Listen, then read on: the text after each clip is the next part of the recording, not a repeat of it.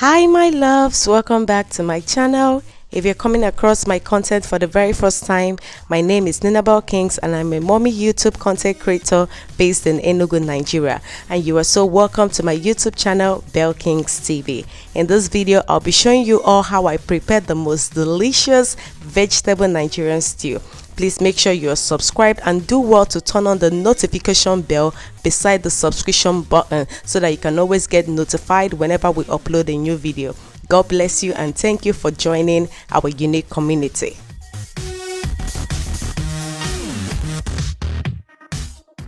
So guys, for the ingredients, in the blender we have the tomato mix, which consists of some fresh tomatoes, tatashi, shombe, some onion, garlic and ginger.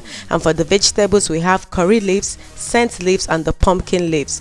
We also have some chopped onion, grinded pepper, grinded crayfish powder, some salt to taste, Maggi cubes, nutmeg from Tiger Foods, curry powder, thyme leaves, oil, and for my protein I'll be making use of the Titus fish, and finally tomato paste from Unico Foods, and I'll be diluting the paste with some water in a bowl.